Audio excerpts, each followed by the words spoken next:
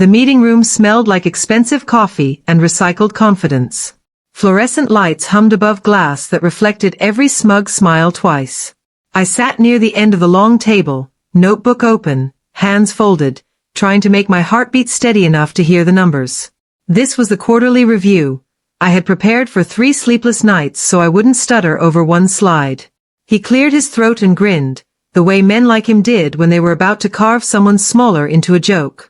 "We appreciate the effort, Sarah," he said. Evan Rhodes, my manager, chest perfect in its tailored shirt. "But let's be honest. You're enthusiastic. But we need results. We need someone who can hit the ground running, not someone who trips over the starting line."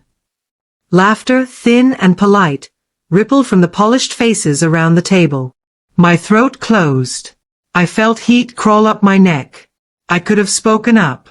I could have listed my models, the 2 nights I'd stayed until dawn to rebuild the forecast, the fixes I'd coded quietly when the system crashed last month.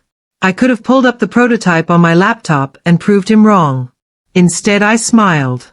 I wrote his words down in my notebook, exact phrasing, because when people think they've won by shouting, they underestimate how fast a quiet person can become dangerous. Later that day, he found me by the copier, pretending to print a spreadsheet. "Sarah," he said with a half-smile that tried to sound friendly, "don't take it hard. We just need operators who can handle heat. This role might not be the best fit. There's plenty of other paths." He put the management team pat on my shoulder like a consolation prize. "Keep trying, okay?" I looked at him then, really looked, and didn't flinch. He expected hurt, a quiet exit, resignation. He expected pity. He wanted me to shrink. Instead I thanked him and walked back to my desk, hands steady. On the elevator I opened a fresh document and typed, "List, skills to make your words irrelevant." The first line was direct. Learn the systems. Own the numbers. Build the platform they can't ignore. For months I became a quiet machine. I arrived early. I left late. I read every smoke and mirror report until the illusions turned into algorithms. I taught myself the data pipeline that everyone else paid consultants to understand. I fixed the reporting bugs that kept halting our quarterly metrics. While they preened at lunches, I turned their sloppy dashboards into clean rails that sang. I volunteered for projects nobody wanted, the risky integrations, the slammed deadlines. I asked questions in small voices to engineers who became my allies. I listened while Evan practiced charm. He kept doing what he'd always done. Tell jokes across the table, take credit for others' slides, patronize the people who reminded him of the world he climbed out of. He never saw the ledger I was writing quietly. Names, dates, emails, the moments when a file changed hands. He never noticed the time-stamped commits I pushed at 3 in the morning, or the backup logs that proved who actually ran the systems. People who laugh in public assume the small will always stay small. On a Tuesday when it rained and everyone stayed home complaining about traffic, I sat in an empty conference room and compiled everything into a single folder. It took hours to make it clean, obvious, an arrow pointing directly to negligence, to poor controls, to the holes that turned into leak paths for millions. I wrote an executive summary no board could ignore. I labeled each item, evidence, timeline, impact. Then I did something that felt more terrifying than it should have. I emailed the summary to compliance. Not a gesture, not a threat.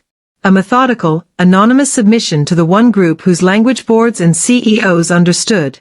Risk to reputation equals action. I put my contact as concerned analyst. I attached the clean folder. I pushed send and watched the dot of delivered like a heartbeat. Nothing dramatic happened that week. Life at the office went on with the usual rituals. Evan's jokes, the polite applause when he presented, the after-work drinks where he told stories that got louder with each beer. But small things flickered. An internal audit request arrived with a polite subject line. Meetings Evan scheduled were cancelled and replaced by 3-way calls with compliance and legal. He started answering emails with short sentences. He left his calendar open by mistake once and we watched a parade of flags pop up, requests for documentation he didn't have. When the firm released a brief statement, reassignments pending as part of an internal review, he came to my desk that afternoon, eyes raw. No jokes, no smirk. Just a man discovering he'd been playing a dangerous game without the manual. He looked at me, a quiet question in his face. How? I opened my notebook, not to gloat, not to force his gaze, but because the pages had turned into proof. The record of hours he'd given me in slights and the record of the hours I'd given back through work. I tapped the margin where I'd written his words the moment he'd mocked me. Persistence doesn't make up for mediocrity. I underlined it once. Sometimes, I said softly, keeping my voice even, letting people teach you how not to be them is better than trying to beat them at their own game. He left an hour later with a box of personal items and a resignation draft on his screen. The others waited for fireworks. They'd been trained to expect revenge as spectacle. Instead, the room felt oddly like the calm after a storm, a space cleared of debris and ready for construction. That night, I sat on my small balcony with a mug, listening to the city breathe. I flipped to the first page of my notebook where I'd copied his line and smiled without triumph. Building it had been harder than breaking it. I tucked the notebook away and opened a new file. Read Systems. Proposal. The next time he walked into my office, it wouldn't be to mock me. It would be to sit across the table and ask for my signature. After the audit, everything inside Halston Tech slowed down. People whispered in hallways, files disappeared from shared drives, and department heads suddenly remembered how to be polite. Evan's office light went dark for good. 2 weeks later, I received a short email from HR. Thank you for your diligence and transparency during recent events. It ended with a sentence that changed my trajectory. We'd like to discuss a retention package and future leadership opportunities. Leadership. The same word he'd once used as a punchline. But I didn't take it. I packed my things quietly. 2 notebooks, a plant, a photo of my late father, and walked out the same revolving door that had spun me in circles for years. Outside, the air felt different. For the first time, I wasn't leaving in defeat. I was carrying blueprints. Over the next months I built something that had been growing in secret since the day he mocked me. A platform that turned the chaos of corporate data into clarity. I called it Reed Systems, after my father's middle name, a man who had fixed things with patience instead of shouting. The nights were long again, but this time they were mine. My apartment became a war room of sketches, code, and coffee cups. Old colleagues, the quiet ones who had seen me survive, joined quietly. No titles, no speeches, just belief. Funding came slowly, then all at once. Investors liked results more than resumes, and I had both. Within a year, Reed Systems was managing analytics for 5 mid-size firms. By the second year, we were sitting across the table from global names that used to ignore our calls. Every win felt quiet. Every check I signed felt like a line drawn through the word useless. The day it came full circle started like any other Tuesday. My assistant buzzed in. Someone's here for the 10 a.m. meeting, Evan Rhodes, representing Calumet Partners. For a moment, the world tilted. Then I straightened my jacket. Send him in. He walked in wearing the same kind of suit, but it hung differently now. The easy arrogance was gone, replaced by careful humility. He looked around the office, the glass walls, the motion charts glowing on screens, the quiet confidence of people who built something from dust. Ms. Reed, he said, voice even but tight. It's good to see you. Likewise, I said. He smiled faintly. You've done well for yourself. I had a good teacher, I replied. You showed me what not to become. He flinched but didn't argue. He opened his folder. Calumet Partners is interested in a licensing deal with your predictive platform. They believe it could streamline. I raised a hand gently. Let's skip to the numbers. He slid the proposal forward. I scanned the pages, then looked up. You're aware this contract would require quarterly compliance reporting directly to me? He nodded. Yes. And that I'd have authority to approve or terminate based on performance metrics? Yes. Good, I said. Because I value accountability. He hesitated, then laughed softly, almost genuine. I deserve that. No, I said. You earned it. For a moment the air between us was silent but not hostile. Just heavy with history. He signed his section of the agreement and pushed the papers across the table. I took my pen, initials neat and firm. When it was done, I closed the folder and said, "Welcome aboard, Mr. Rhodes. Payroll cycles run on Fridays. You'll get your first check next week." He looked at me, searching for a trace of gloating. There wasn't any.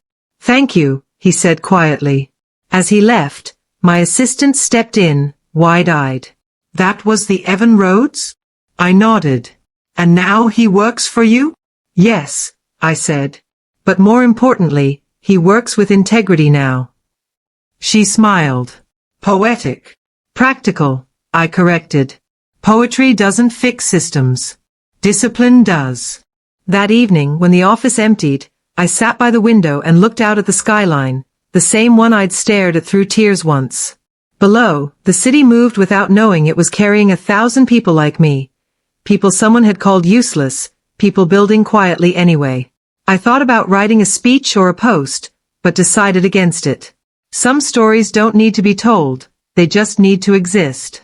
I closed my laptop, leaned back, and whispered to the reflection in the glass. "You called me useless. And now you cash my checks." No rage. No fireworks. Just balance restored. 2 months passed after the contract signing, and Evan Rhodes became a quiet, punctual name on the Reed Systems payroll. He showed up early, spoke less, worked hard.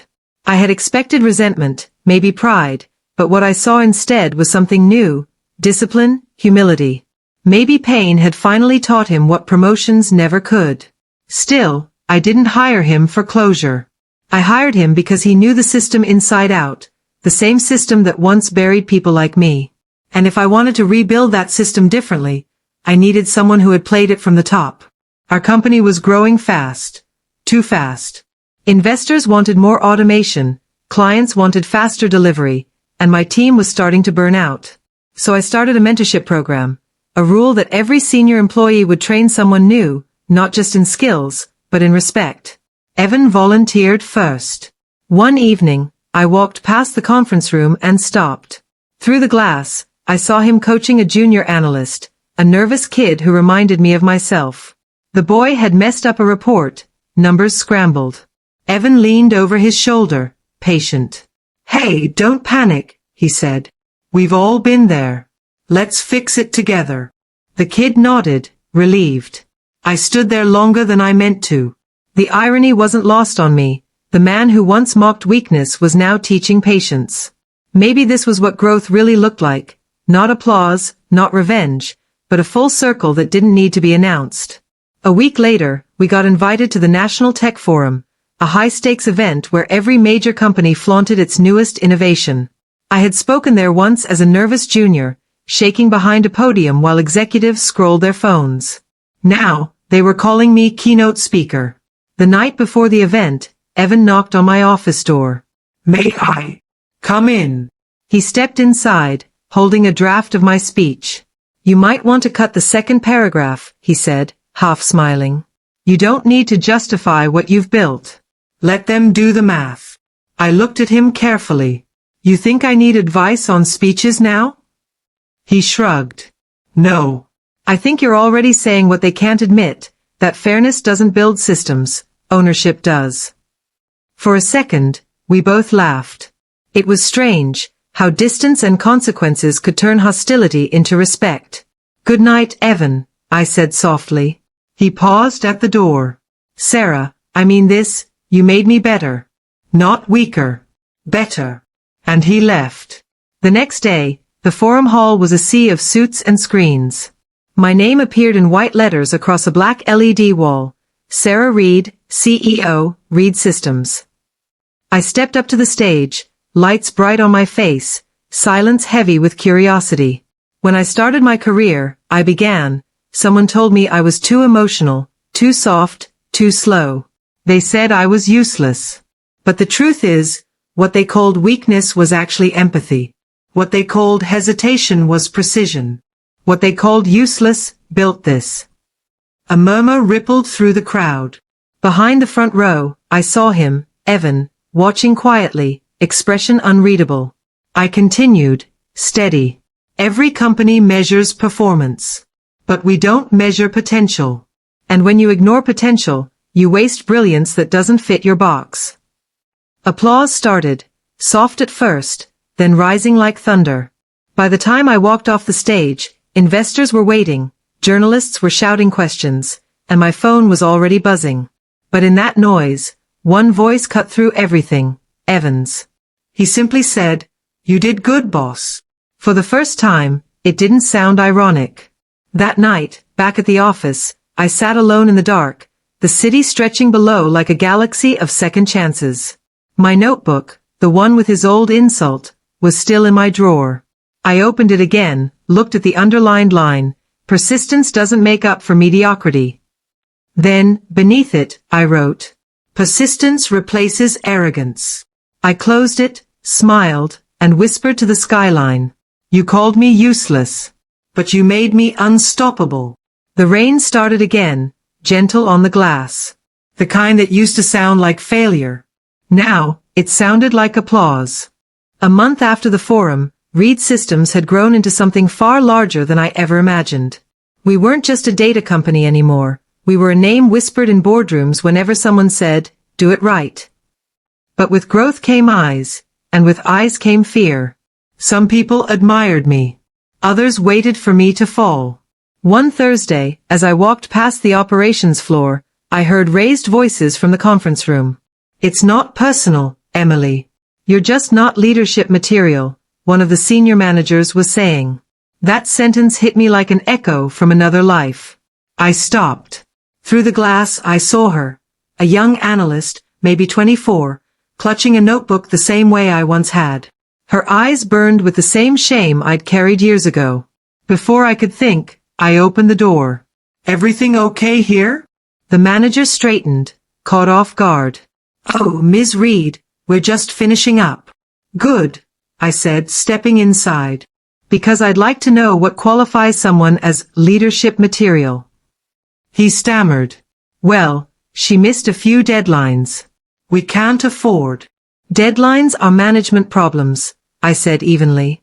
"Not reasons to humiliate someone in front of others." Silence. Emily's hands shook as she tried to collect her papers. I turned to her. "Emily, stay a minute." The manager muttered something about another meeting and slipped out.